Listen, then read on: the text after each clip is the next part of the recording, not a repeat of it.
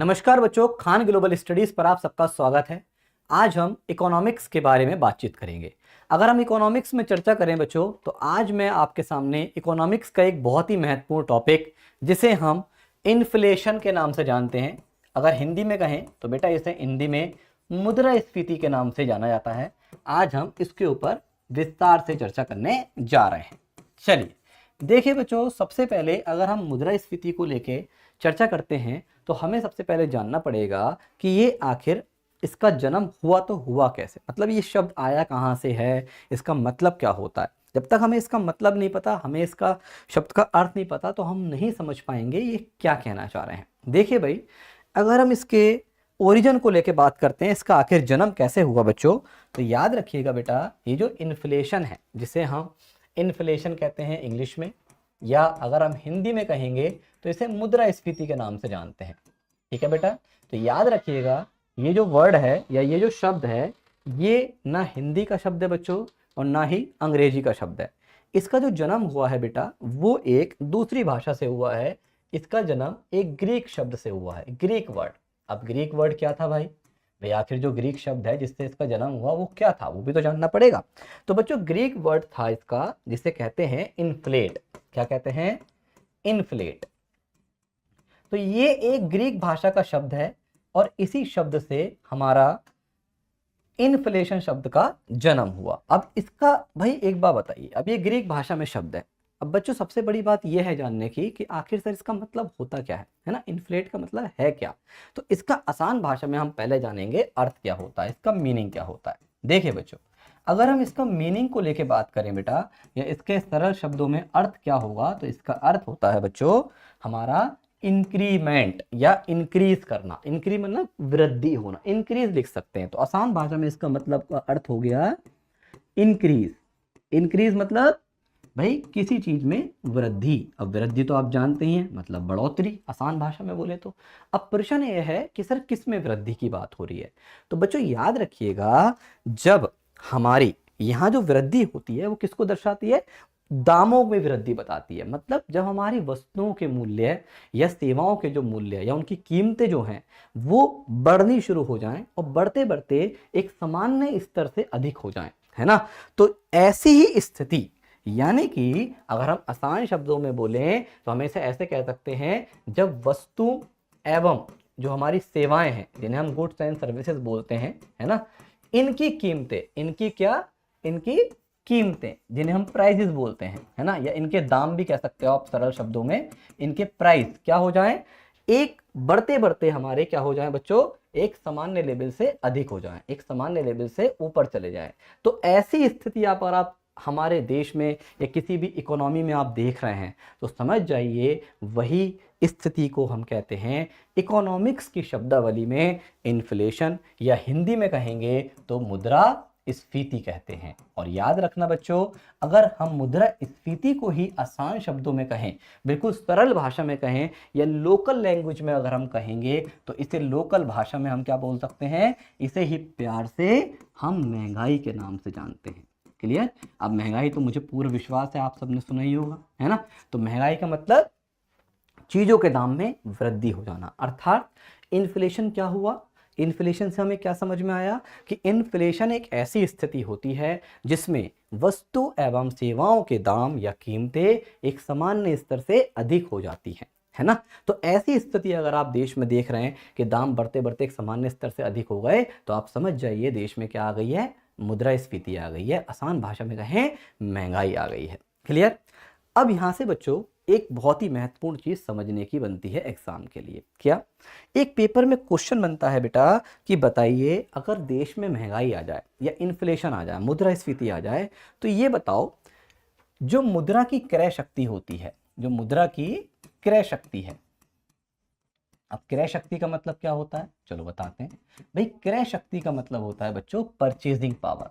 Purchasing power मतलब खरीदने की ताकत, खरीदने की शक्ति को ही हम आसान भाषा में क्रय शक्ति कहते हैं, या शुद्ध हिंदी में अगर बोलें या हिंदी की भाषा में क्रय शक्ति कहा जाता है। तो मनी की परचेजिंग पावर पर क्या प्रभाव पड़ेगा? तो जनरली वे में दो ऑप्शन वहां पे आ जाते हैं। वैसे तो ऑप्शन तो चार रहेंगे, लेकिन काम के दो ही होते हैं। क्या?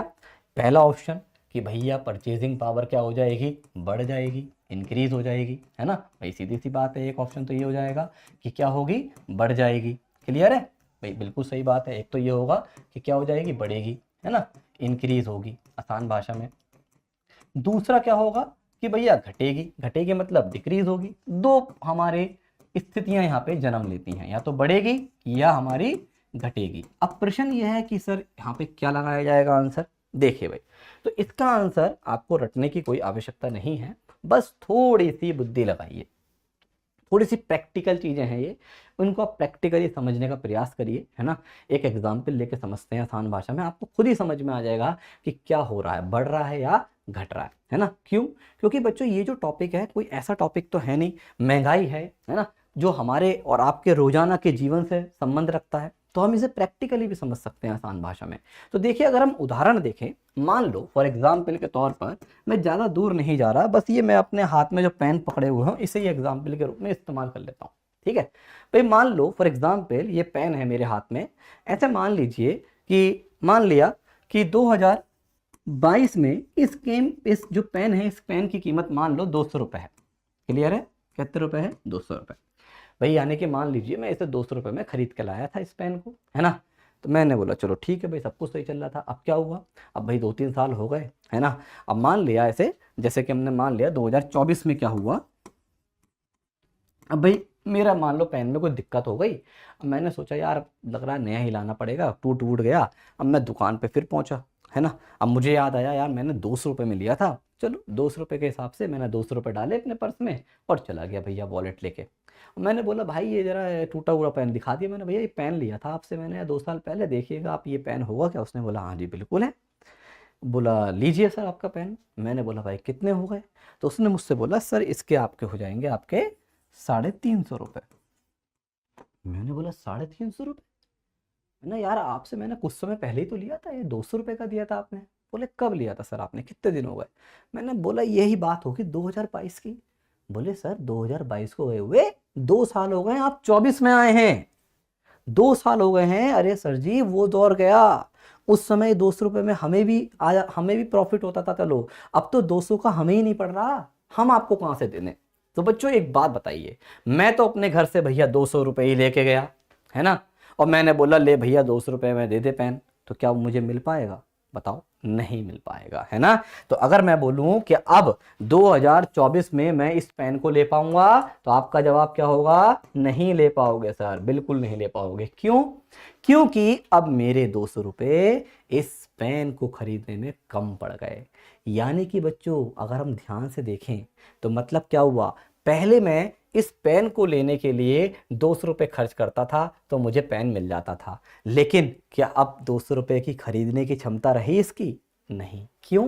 क्योंकि खरीदने की क्षमता घट गई। क्यों घट गई बच्चों? क्योंकि इसके दाम बढ़ गए, है ना। तो आपने क्या देखा कि जब भी महंगाई आती है तो मुद्रा की क्रय शक्ति क्या हो जाएगी बच्चों? खरीदने की क्षमता घटेगी। क्या हो जाएगी? घट जाएगी। याद रखना, बढ़ेगी नहीं, बढ़ेगी वे कट्टम लगेगा, है ना। क्या हो जाएगी? घट जाएगी। उम्मीद करता हूँ ये बात आपको अच्छे समझ में आई होगी। और भी बहुत सारे एग्जाम्पल हैं बच्चों अपने दैनिक जीवन में, जैसे चलो एक छोटा सा एग्जाम्पल और ले लेता हूँ। आप सब्जी मंडी में सब्जी खरीदने जाते हो, आलू प्याज टमाटर रोड लेते हो, है ना। मान लो आज आप गए, एक उदाहरण के तौर पर मान लो आज आलू का रेट है 40 रुपए किलो, एक उदाहरण के तौर पर मान लिया, है ना। अब क्या हुआ, 1-1.5 महीने बाद या फिर मान लो 2 हफ्ते बाद आप पहुंचे, है ना। आपके दिमाग में था 40 रुपए किलो लिए थे, चलो एक काम करता हूँ 200 रुपये ले जाके 5 किलो ले आता हूँ। आप चले गए आप। अब जब आप पहुंचे दुकान पे तो तुमने भैया उसे बोला ले भाई 200 रुपये पकड़, ला 5 किलो आलू कर दे। दुकानदार ने बोला 200 रुपये में 5 किलो? बोले क्यों भाई, पिछली बार आया था तेरे से लेने 40 रुपए के हिसाब से तूने दिए थे और मैंने 200 के 5 किलो लिए थे, अब 2 हफ्ते बाद ही तो आया हूँ। बोला साहब जी 2 हफ्ते बाद आए हो, बिल्कुल ठीक बात है, लेकिन भैया अब रेट 40 ना है, अब तो ये बढ़ के 50 हो गया, 50 रुपए किलो हो गए अब आलू। त्योहार उहार आ गए ना बीच में, मान लो ऐसा कुछ हुआ हो, है ना। अब 50 रुपए किलो मिल रहा है। अब तुम बोले 50 रुपए किलो, तो 5 किलो दे दो।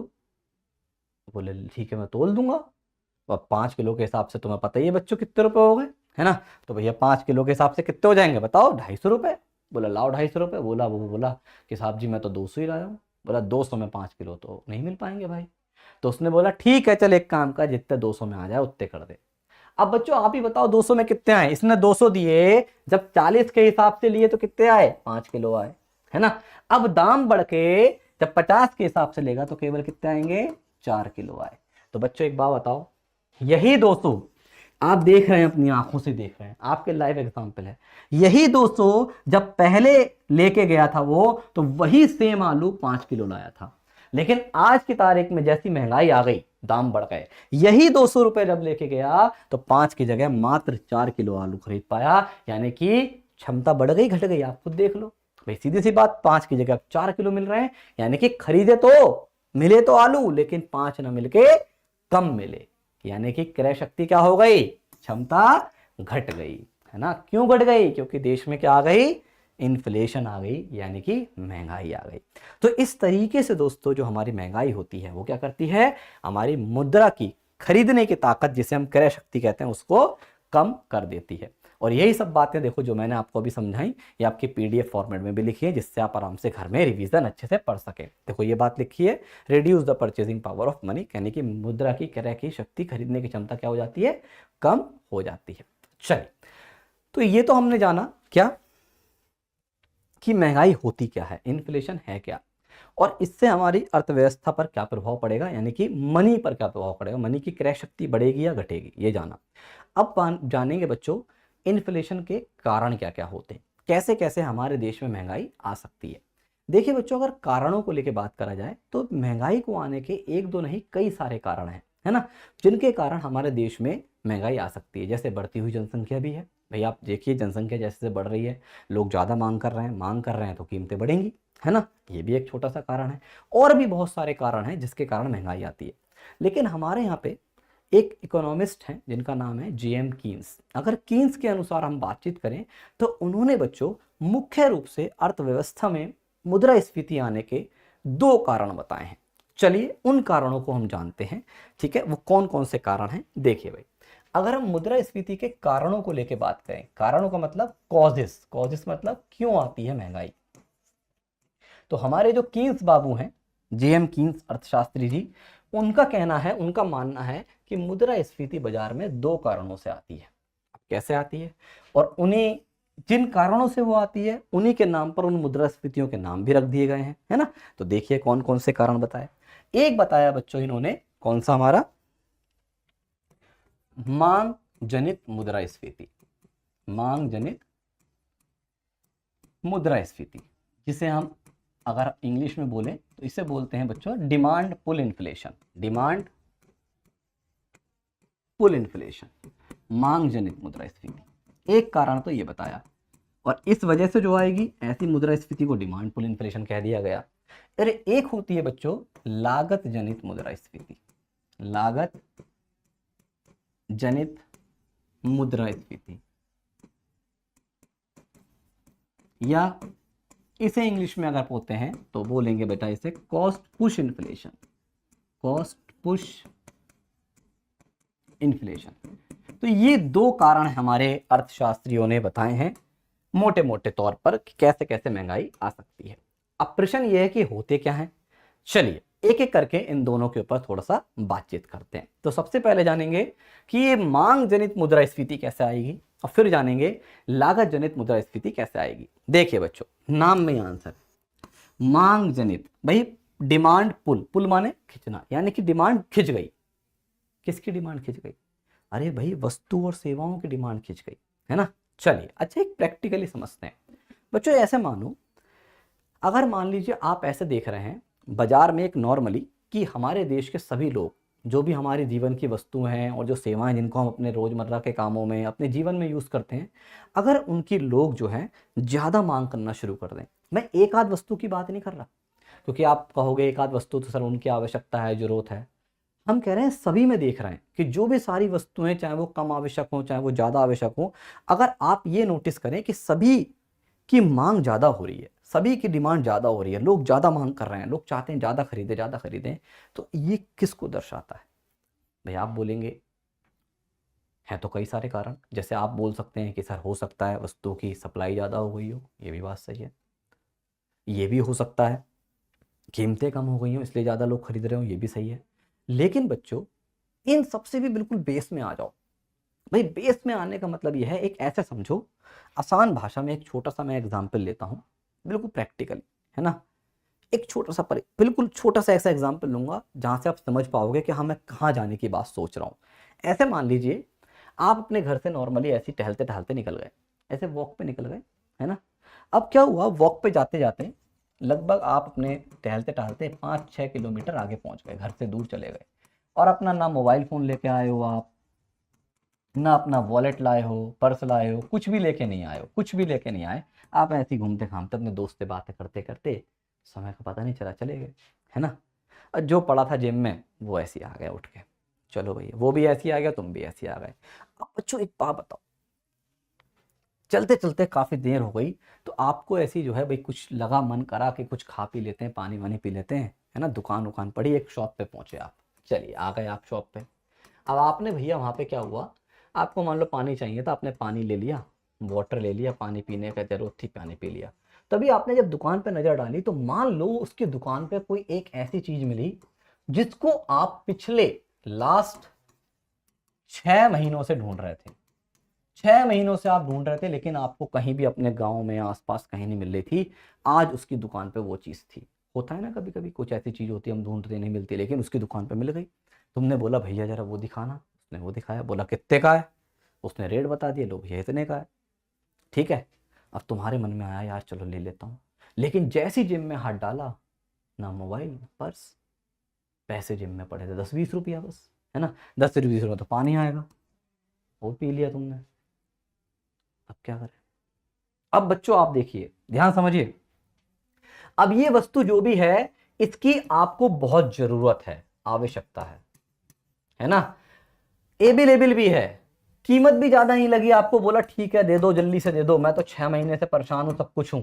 लेकिन क्या आप एट प्रेजेंट उसे खरीद पाएंगे। आप अपने दोस्त से बोले भाई देना तुझे मैं घर पे दे दूंगा, उसने बोला भाई मैं भी ऐसे ही आ गया उठ के, तेरे पास तो 20 हैं भी, मैं तो पास तो वो भी ना है।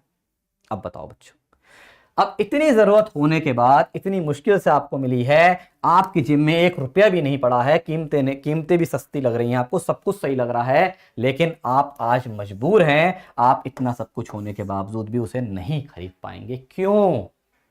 क्योंकि आपकी पॉकेट खाली है, क्योंकि आपके पास पैसा नहीं है। अगर यहीं अगर वॉलेट लाए होते, उसमें 500-600 रुपये, 1000-1200 पड़े होते, मोबाइल फ़ोन लाए होते, फ़ोन पे यूपीआई कुछ भी कर देते, लेकिन आप कुछ कर पाएंगे? नहीं कर पाएंगे। चाहे वो चीज मान लो 85 रुपए की क्यों ना हो, लेकिन आपके पास 50 रुपए भी नहीं है देने के लिए। तो आप समझे, अब कितनी भी जरूरत क्यों ना हो, कितनी भी सस्ता क्यों ना हो, जब पैसा ही नहीं है तो डिमांड कैसे करोगे, लोगे कैसे। तो यानी कि बेस समझिए, बेस कहने का मतलब ये हुआ कि भैया हम किसी भी चीज की डिमांड सबसे पहले कब करते हैं बच्चों, वो बात अलग है, आवश्यकता है, हमारे जीवन की जरूरत है ना, सब कुछ सही है, तुम्हारी बातें सस्ता है, सब है, लेकिन सबसे पहले होना चाहिए जिम में कौन, मनी बाबा, पैसा। अगर पैसा ही नहीं है तो भैया आप चुपचाप देख दाख के, हाँ भैया कल को आता हूँ, हाँ भैया परसों को आता हूँ, हाँ बहुत अच्छा है, लूंगा लूंगा, अभी नहीं कल परसों लूंगा, ये बोल दोगे। लेकिन यही अगर तुम्हारी जिम में पैसा होता तो कहते एक काम करो यार, बड़े दिनों में मिला था, शायद इतने दिनों से ढूंढा था, 6 महीने से, एक काम करो सीधे इसके 4 पीस निकाल दे। तो यह आप नहीं बोल रहे, आपकी जिम में रखा हुआ पैसा बोल रहा है, मनी बोल रहा है ना। आप उस समय क्यों नहीं बोल पाए, क्योंकि पैसा नहीं था। तो याद रखिएगा बच्चों, अगर हमारे देश में, हमारे समाज में, हमारी अर्थव्यवस्था में आप देख रहे हैं कि हर एक चीज की डिमांड बढ़ रही है, वस्तु सेवाएं बिक रही हैं, है ना, खूब तेजी से उनकी मांग बढ़ रही है, तो यानी कि एक सबसे बड़ी चीज ये इंडिकेट करता है कि लोगों के पास पैसा बढ़ रहा है, इकोनॉमी में पैसा बढ़ रहा है, देश में जनता के पास पैसा आ रहा है। अब आप बोलोगे सर पैसा कैसे बढ़ रहा है, अरे भाई उसके तो कई सारे कारण हो सकते हैं। जैसे हो सकता है लोगों की नई नई नौकरियां लगी हो, लोगों को रोजगार मिला हो, हाँ है ना। हो सकता है लोगों की जो वेतन है, वेतन बढ़ गया हो, सैलरी बढ़ गई हो सकता है हमारे देश में सरकार ने बोला है कि लोगों को सस्ता लोन बांटो, आरबीआई ने बोल दिया, गवर्नमेंट ने बोल दिया सस्ता लोन बांटो जिससे कि लोग अपने आप को आगे बढ़ा सकें, है ना। और भी अन्य कारण है जिसके कारण हमारा देश में मनी बढ़ सकता है, पैसा बढ़ सकता है, और भी बहुत सारे। यानी कि कुल मिला के कहें, अगर हमारी अर्थव्यवस्था में लोगों के पास पैसा बढ़ जाए, क्या बढ़ जाए, मनी बाबा बढ़ जाए बच्चों। कौन सा बाबा, मनी, याद रखना, पैसा बढ़ जाए, लोगों के पास पैसा बढ़ जाए, है ना, ये इंक्रीज हो जाए, ये बढ़ जाए, तो आपको पता है इससे सीधे क्या होगा, जब हमारे पास ज्यादा पैसा आता है तो हम ज्यादा खर्चा करते हैं, प्रैक्टिकल बात है ना। आपने देखे होंगे बहुत से घर जिनके घर में पूरी बेचारे मेहनत करते हैं तो आते 5-6 हजार, वो भी खाना खा रहे हैं, वो भी जिंदा रह रहे हैं। और ऐसे भी देखे होंगे जिनके घर में लाखों रुपए आता है, वो भी जिंदा रह रहे हैं। लेकिन उनके खर्चे देख लेना और उनके खर्चे देख लेना, जमीन आसमान का अंतर आपको नजर आ जाएगा। क्यों? क्योंकि जैसा पैसा आता है हमारे खर्चे भी तो बढ़ जाते हैं, हम ज्यादा मांग करते हैं, हम ज्यादा अच्छी चीजों की मांग करते हैं, है ना। तो यानी कि अगर मार्केट में लोगों के पास पैसा ज्यादा आएगा तो हमारी और आपकी डिमांड, हमारी जो मांग होगी वो बढ़ेगी। जब वस्तु और सेवाओं की हम ज्यादा मांग करेंगे बच्चों, तो सीधी सी बात है, आप ही बताइए, अगर आप ही कंपनी के मालिक हैं और आप कोई चीज बना के बेचते हैं तो आपको पता नहीं चलेगा कि अब मेरी चीजें ज्यादा बिक रही हैं? पता चलेगा। और जैसे ही आप देखेंगे, अरे भाई पिछले कुछ मुकाबले महीनों में देखा जाए तो इस बार तो बहुत ज्यादा बिक गई, 1-2 महीने से ज्यादा बढ़ोतरी हो रही है, तो आप समझ गए कि अच्छा पैसा आ गया लोगों के पास, अच्छा सैलरी बढ़ गई है, अच्छा नौकरियां लग रही हैं, लोगों पे पैसा बढ़ रहा है। और भैया मौके पे चौका हर कोई मारता है, और आपने मौके पे चौका मारा, आप क्या बोलोगे, चलो भैया आप क्या करें, थोड़ा सा फायदा हम भी उठा लें और कीमतों को बढ़ा दोगे, दामों को बढ़ा दोगे, प्राइस इंक्रीज कर दोगे। और जैसी बच्चों कीमतें बढ़ी, क्या हुआ, अरे महंगाई आई। और इस प्रकार से जब देश में महंगाई आती है बच्चों, है ना, जब हमारे पास, जनता के पास पैसा ज्यादा आता है और हम और आप लोग ज्यादा डिमांड करते हैं, और उसके कारण जब महंगाई का जन्म होगा तो ऐसी ही महंगाई कहलाती है मांग जनित मुद्रास्फीति या डिमांड पुल इन्फ्लेशन। तो इस प्रकार से आती है डिमांड पुल इन्फ्लेशन। तो बच्चों एक बात बताओ, एक लाइन बोलूंगा, आप सोचिएगा दिमाग से, क्या ये कहना उचित है नहीं कि महंगाई को बढ़ाने में हम लोगों का भी योगदान है? क्योंकि हम आप सबके अंदर एक आदत है, हम जब भी कहीं नौकरी करते हैं, पैसा कमाने जाते हैं, तो हर बार ये सोचते हैं कब तनख्वाह बढ़ेगी, कब तनख्वाह बढ़ेगी। तो बच्चों सोचो, अगर तनख्वाह बढ़ रही है तो डायरेक्ट हमारी महंगाई को भी तो जन्म दे रही है। और यही कारण है बच्चों, आपने देखा होगा, आपने घर परिवार के लोग आपसे कहते हैं क्या कि बेटा एक समय हमारा था जब हमारे समय में 25-25 हजार में पूरी पूरी शादियां हो जाती थी, और आज का समय है उसी 25 हजार में लोगों को, मेहमानों को खाना खिला लो, बहुत बड़ी बात है। क्यों? क्योंकि उस समय उनकी तनख्वाहें तो देखो क्या थी, उस समय उनकी तनख्वाहें महीने की 500-600 रुपया थी, और आज की तनख्वाहें देखो महीने की क्या है। तो भैया सीधी सी बात है, अगर आप सोच रहे हैं कि हम ज्यादा कमाएंगे तो अच्छा जीवन जी लेंगे, तो ये भ्रम है। क्यों? क्योंकि ज्यादा कमाओगे तो महंगाई भी उसी तरीके से बढ़ेगी। अगर पैसा बढ़ेगा तो बेटा दाम भी बढ़ते रहेंगे, है ना। तो वही वाली कहावत आ गई ना, ये दुख खत्म नहीं होने वाला है। तो इसका तो एक ही तरीका है, सेल्फ सेटिस्फैक्शन, अपने आप को संतुष्ट करना सीखो, है ना। वो चलो अलग बातें हो जाती हैं। फिलहाल आपको उम्मीद है ये चीजें समझ में आ गई होंगी कि याली महंगाई कैसे जन्म लेती है। अब प्रश्न आ जाती है बच्चों क्या कि सर ये हमारी कॉस्ट पुश इन्फ्लेशन कैसे आती है, लागत जनित मुद्रास्फीति कैसे आती है। चलो भाई इसको भी समझ लेंगे, लागत जनित मुद्रास्फीति। देखो बच्चों, ये जो मुद्रास्फीति है, ये जो महंगाई है, कॉस्ट पुश, पुश माने क्या होता है, धक्का देना, है ना। तो आप ही बताइए, अगर मैं बोलूं उसने मुझे धक्का दिया तो यानी कि मेरे विरुद्ध काम हुआ ना, अपोजिट में काम हुआ, मेरे पक्ष में तो काम नहीं हुआ। अब भाई आप ही बताओ, अगर आप किसी को धक्का दे रहे हो तो भाई कोई परिस्थिति बनी होगी, जब ये धक्का दे रहे हो, जानबूझ के थोड़ी किसी को धक्का पलटी करोगे आप, है ना। तो अब परिस्थिति यहाँ पे ही बनेगी। तो प्रश्न ये है कि ये क्यों आई, कैसे आई। देखो बच्चों, हम यहाँ पे मान के चल रहे हैं कि बाजार में डिमांड कांस्टेंट है, मांग निश्चित है, मतलब जितना लोग पहले मांग कर रहे थे उतना ही मांग कर रहे हैं, है ना। चलो एक एग्जाम्पल लेते हैं। मान लो फॉर एग्जाम्पल कोई हमारी कार बनाने वाली कंपनी है ना, कार कंपनी है जो गाड़ियों का प्रोडक्शन करती है, ठीक है। अब भैया ये जो है हर महीने कार बनाती है, अपने बाजार में लॉन्च करती है, और हर महीने उसे सोल्ड आउट कर देती है। और ऐसे मान लीजिए मोटे मोटे तौर पर ऑन एन एवरेज मान लो हर महीने लगभग 100 के लगभग इसकी गाड़ियां बिक जाती हैं, है ना। 100 गाड़ियां बेचता है कार वाला, ठीक है। हमने एक ऑन एन एवरेज मान के चल रहा है। अब मान लो फॉर एग्जाम्पल ये जो कार बनाता है बच्चों, इसे बनाने में लागत आ रही है मान लो 4 लाख रुपए की, और बाजार में बेच देता है ये ऐसे कह दो 4.5 लाख की। यानी कि मोटे मोटे तौर पर कंपनी 50,000 रुपए का प्रॉफिट कमा रही है ना। एक गाड़ी पे 50,000 का लाभ कमा रही है। चलो सब कुछ सही चल रहा था, डिमांड भी वही है, 100 गाड़ी बिक रही है हर महीने, है ना। अब बच्चों एक बात बताओ, जब ये कार बनाने वाली कंपनी है तो भाई सीधी सी बात है, कार कोई छोटी मोटी चीज तो है नहीं, बहुत सारी चीजों को इस्तेमाल होता है उसके उत्पादन में, है ना।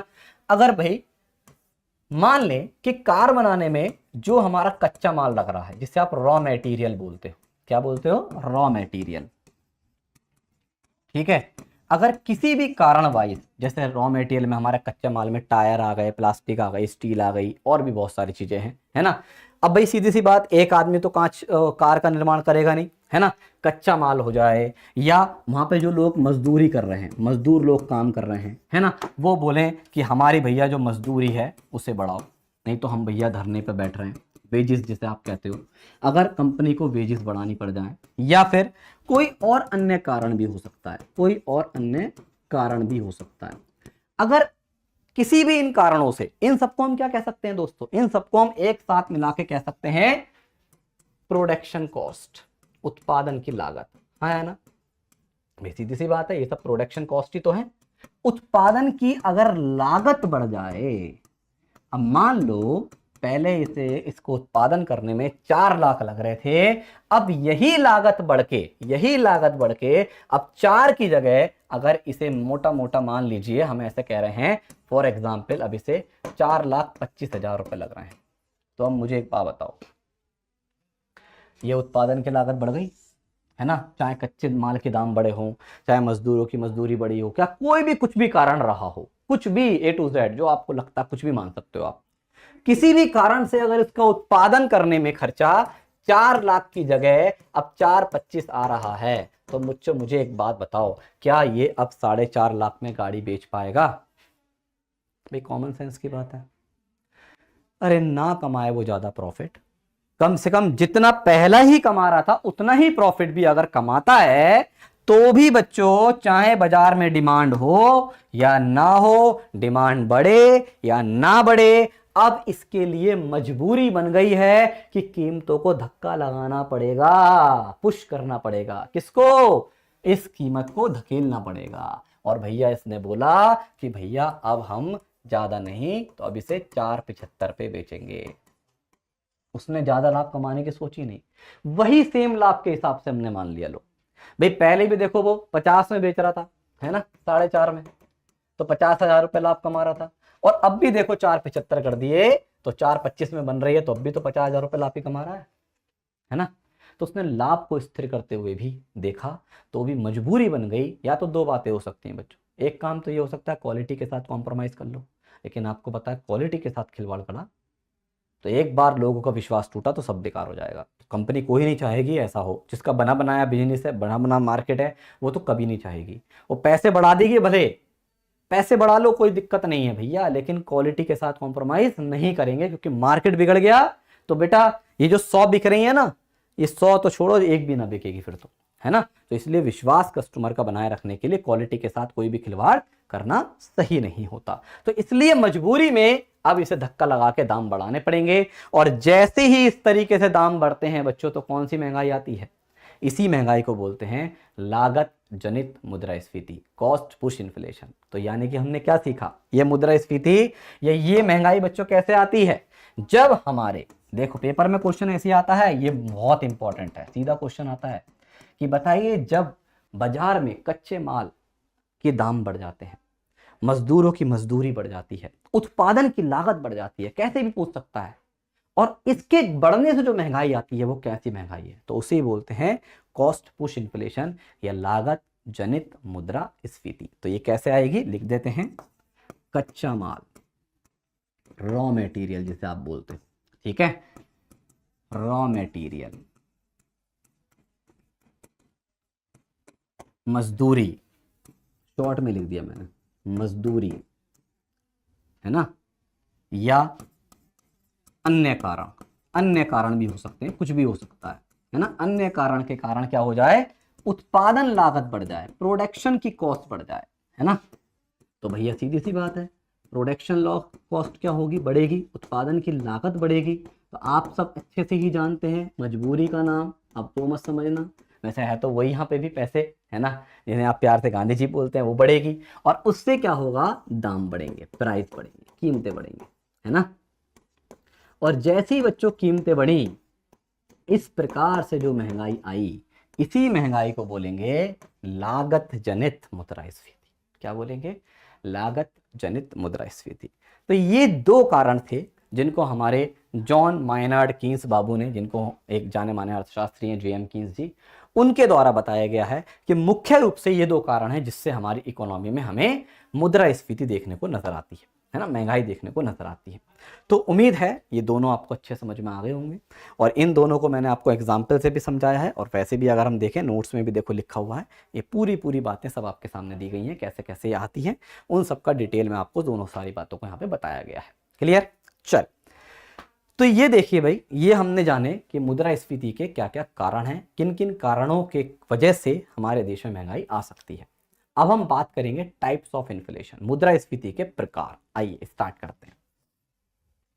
देखिए बच्चों, अगर हम मुद्रास्फीति के प्रकारों को लेकर बात करें बेटा, तो इनके भी प्रकार अलग अलग तरीके से देखने को मिलते हैं, है ना।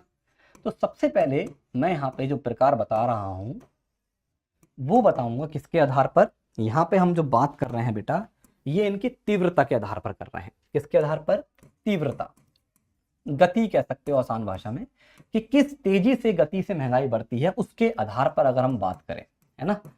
Intensity, based on intensity, based on intensity बोलते हैं इंग्लिश में, कि कैसे कैसे महंगाई की तीव्रता बढ़ती है, अगर हम उसके अनुसार बात करें तो क्या क्या प्रकार है। भाई एक बात बताइए, सरल शब्दों में बोले, भाई जनरली वे में अगर मैं आपसे बोलूं कि हम महंगाई को किस में नापते हैं, भाई ये तो प्रैक्टिकल चीज है। आप अखबार पढ़ते हैं, न्यूज़ चैनल देखते हैं, टीवी के खबरें सुनते होंगे, तो वो क्या बोलते हैं, वो ये तो बोलते हैं कि भैया इस माह महंगाई बढ़कर हुई 5% अधिक, इस माह महंगाई बढ़कर हुई 7.5%, इस माह महंगाई में कमी देखी गई हुई 6.5%। तो देखो आप आंकड़ों को देख रहे हैं, तो वो बार बार एक ही चीज बोलते हैं, परसेंटेज। यानी कि एक बात हमें मिल गई कि ये जो महंगाई है बच्चों, ये किसी और चीज में नहीं, ये प्रतिशत में ही नापी जाती है, यह परसेंटेज में ही इसका मापन किया जाता है ना। और इसी परसेंटेज यानी कि इसकी बढ़ने की गति के आधार पर हमारे यहाँ पे अर्थशास्त्रियों ने इसके अलग अलग प्रकार किए हैं। चलिए इन प्रकारों को समझते हैं। तो पहले मैं एक एक करके सबको लिखता हूं, फिर आपको एक्सप्लेन करूंगा कि आखिर ये है क्या, है ना। देखिए नंबर फर्स्ट आता है creeping inflation. Creeping inflation, Hindi में भी लिख देता हूं, रेंगती हुई मुद्रास्फीति, रेंगती हुई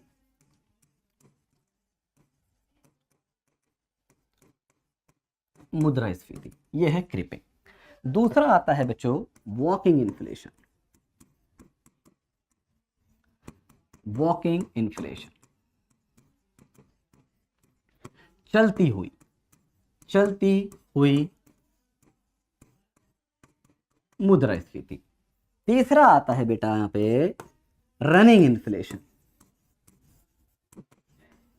रनिंग इन्फ्लेशन। रनिंग माने दौड़ना, है ना, सिंपल सी बात है, ये क्या हो जाएगी, दौड़ती हुई हो जाएगी, दौड़ती हुई मुद्रास्फीति। ठीक है। इसके बाद एक आता है बेटा हमारा गैलोपिंग इन्फ्लेशन, गैलोपिंग इन्फ्लेशन। गैलोप माने होता है उछलना, उछलती हुई महंगाई, उछलती हुई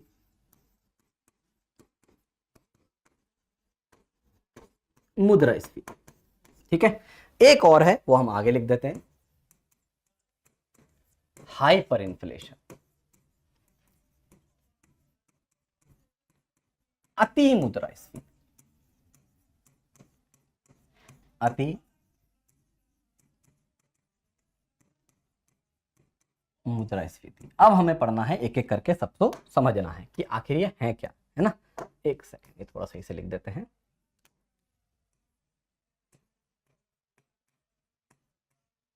ठीक है, चलिए देखिए भाई, सबसे पहले एक एक करके।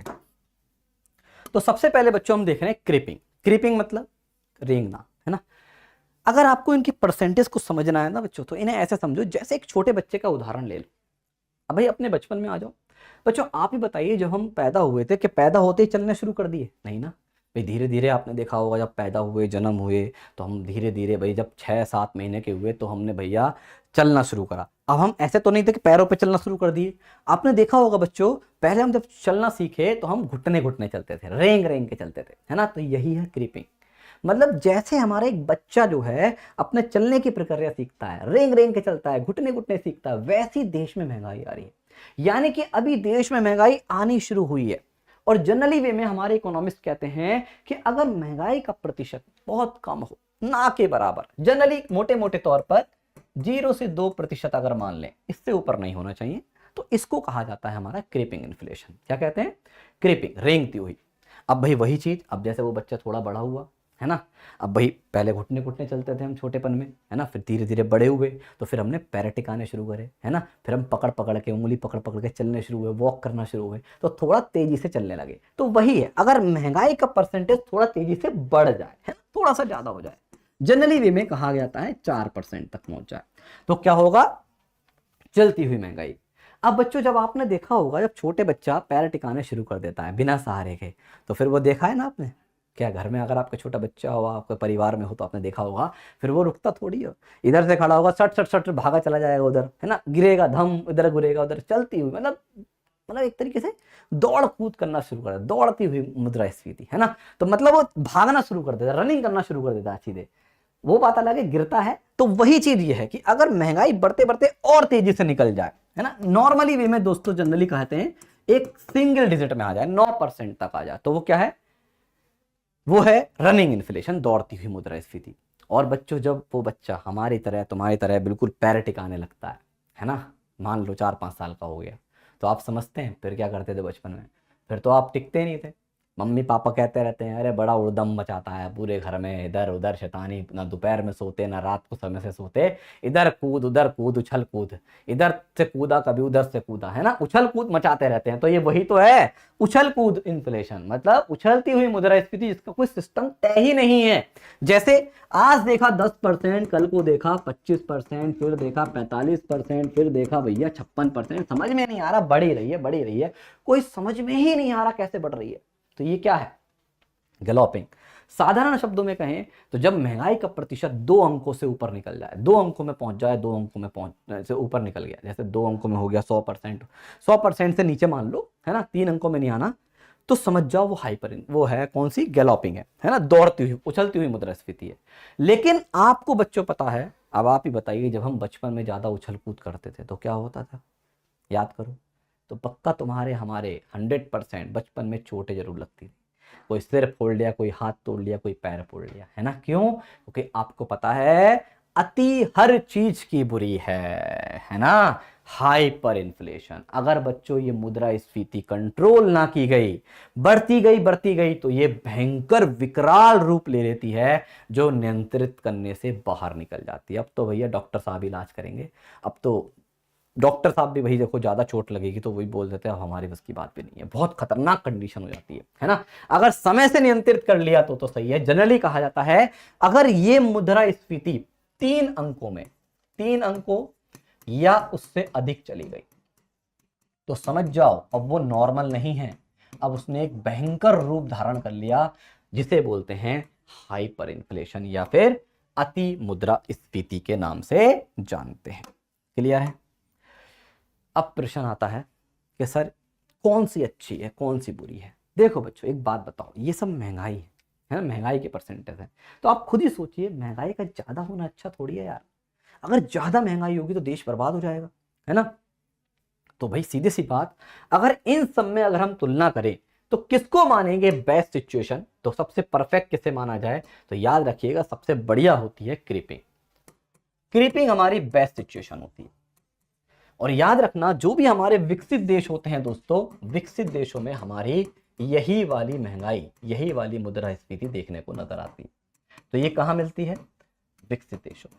और सबसे अगर बुरी माने, सबसे बुरी वर्स्ट कंडीशन जिसे हम कहते हैं, सबसे गलत वाली, खराब वाली, वो है हाइपर। अगर किसी भी देश में ये इन्फ्लेशन आ जाए तो समझ जाओ वो देश बर्बादी की तरफ है। इसे नियंत्रित करना बड़ा मुश्किल पड़ जाता है और यहाँ पे कई सारे देश हैं दोस्तों जिन्होंने इसका सामना करा है। अगर मैं एक ऐसा देश का एग्जाम्पल बोलूं जो हाइपर इन्फ्लेशन का, अति मुद्रास्फीति का बहुत बेहतरीन उदाहरण है, तो बच्चों याद रखना, सीधे सीधे क्वेश्चन भी ऐसे पूछता है, उस देश का नाम है जिम्बाब्वे। तो जिम्बाब्वे एक ऐसा देश है दोस्तों जिसने काफी सालों तक इस अति मुद्रास्फीति को झेला है। एक समय ऐसा था जब जिम्बाब्वे में मुद्रास्फीति का प्रतिशत करोड़ों में चला गया था।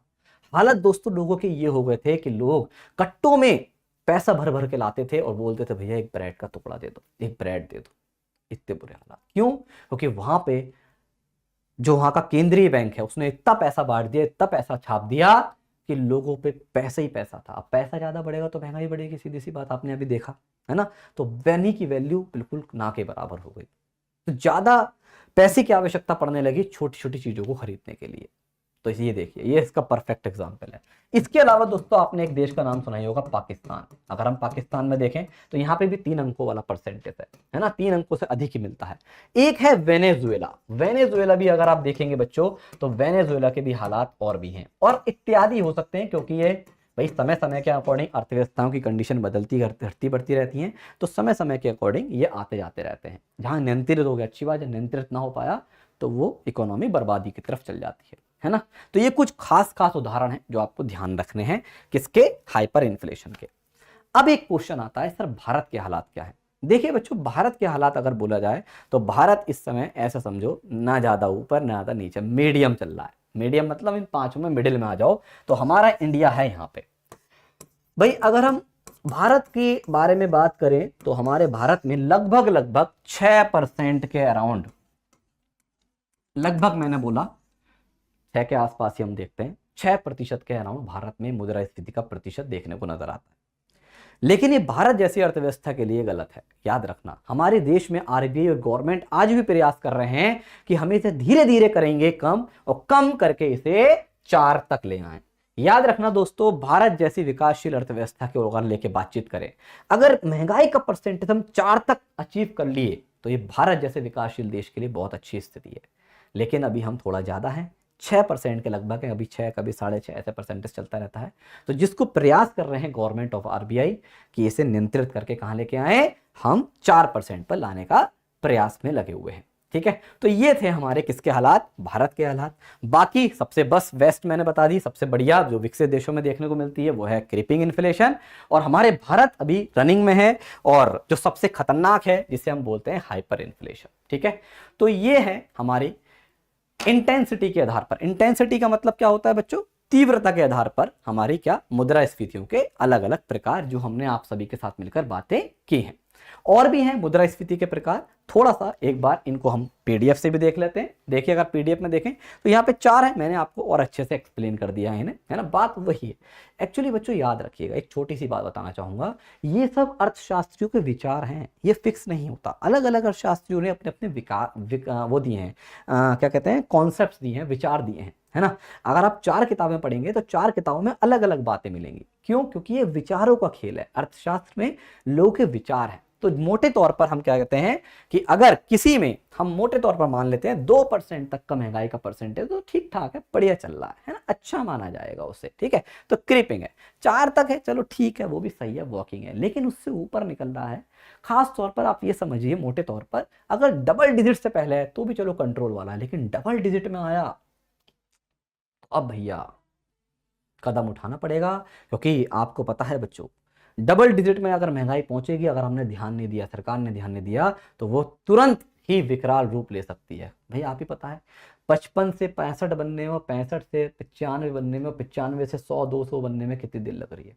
तेजी से बढ़ता है ना, बढ़ता है तो इंक्रीमेंट है ना, समझ रहे हो। इसलिए तो जैसी ये हमारी डबल डिजिट में आती है, गैलोपिंग वाली कंडीशन आती है, तो ये हमारे देश के लिए कहते हैं ना एक वो है रेड वाली, जो खतरे का निशान होता है ना, रेड कलर का जो सिंबल होता है, खतरा, खतरे का सिंबल है कि भैया आप कुछ कर लो ना तो देश की स्थिति गड़बड़ हो सकती है। इसलिए कोई भी देश नहीं चाहता कि वहां पे गैलोपिंग आए, क्योंकि ये कब विकराल रूप दे ले ये किसी को नहीं पता। ठीक है, तो चलिए बच्चों, उम्मीद है आज हमने ये जो मुद्रास्फीति के प्रकार तीव्रता के आधार पर पढ़े आपको अच्छे समझ में आए होंगे। और भी चीजें हैं इसके प्रकारों में जो हम आने वाली कक्षाओं में आपसे चर्चा करेंगे। तो आशा करता हूं ये वीडियो आपको अच्छी लगी होगी। ठीक है, तो चलिए बाय बाय, टेक केयर, ध्यान रखिए अपना, पढ़ते रहिए, हंसते रहिए और मुस्कुराते रहिए। जय हिंद, जय भारत।